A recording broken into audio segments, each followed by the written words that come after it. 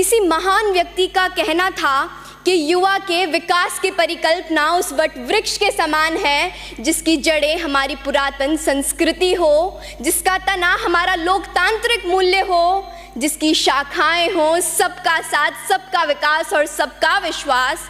युवा कौशल जिसकी पत्तियां हो, जिसे सींचे हम अपने परिश्रम से और फलस्वरूप हमें मिले विकसित विश्वगुरु Bharat. As quoted by Mahatma Gandhi, live as if you were to die tomorrow and learn as if you were to live forever.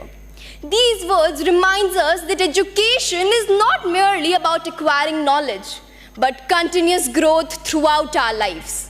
Do you know what Lord Macaulay once said in British Parliament? He said that it is nearly impossible to rule India, but if they succeeded in breaking our backbone, our education system, then they'll succeed in breaking our entire nation, and that's what they did, and that's what today's coaching institutions are doing. They are prioritizing rote learning over true understanding, thus reducing education to a mere race for marks. आज के coaching संस्थानों ने गुणवत्तापूर्ण शिक्षा को हर नागरिक के मौलिक अधिकार से एक विशेष अधिकार बना दिया है।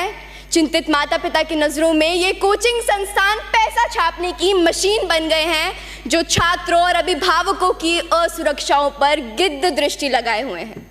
आपको यह जान के हैरानी होगी कि हमारे देश के प्रतिष्ठित कोचिंग संस्थानों में 120 से भी ज़्यादा छात्रों के लिए केवल एक अध्यापक नियुक्त होता है। क्या ये पर्याप्त है? साथियों, याद रखिए, संघर्षों के साए में इतिहास हमारा पलता है। जिस और जवानी चलती है उस और जमाना चलता है। हमें ज़रूरत है मजबूत नियम बनाने की ताकि यह कोचिंग संस्थान पारदर्शी रूप से संचालित हो और छात्रों की भलाई को प्राथमिकता दें। हमें खुद से पूछना चाहिए कि क्या हम ऐसी शिक्षा प्रणाली को कायम रखेंगे जो गुलामी के कालखंड में साजिशन रची गई थी, या फिर हम एक नए रास्ते पर चलेंगे जो विचारों की विविधता का जश्न मनाता हो, हर व्यक्ति को स्वतंत्र रूप से सशक्त बनाता हो।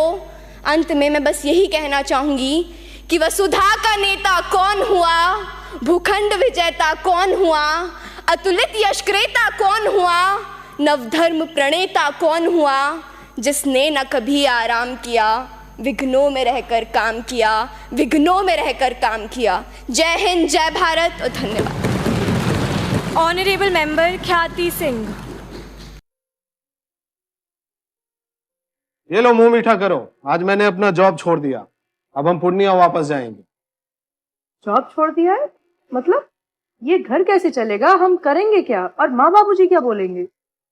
इसलिए मैं एक और मिठाई का डब्बा लाया। अपने बिजनेस के लिए लोन अप्रूव हो गया।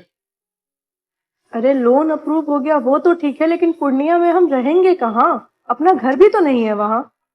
इसलिए तो एक और मिठाई का डब्बा अलग से लाया हूँ। हमने पूर्णिया में घर ले लिया है, पूर्णिया के ई होम्स पैनोरमा में। पूर्णिया में पैनोरमा ग्रुप लेकर आए हैं ई होम्स पैनोरमा। बड़ा घर, आलीशान जिंदगी और अत्याधुनिक सुविधाओं के संग। अरे अब क्यों मुंह मीठा करवा रही हो? क्योंकि हम घर वापसी जो कर रहे हैं। घर वापसी की खुशी पूर्णिया में ई होम्स पैनोरमा के संग। ई Homes Panorama, luxurious lifestyle redefined.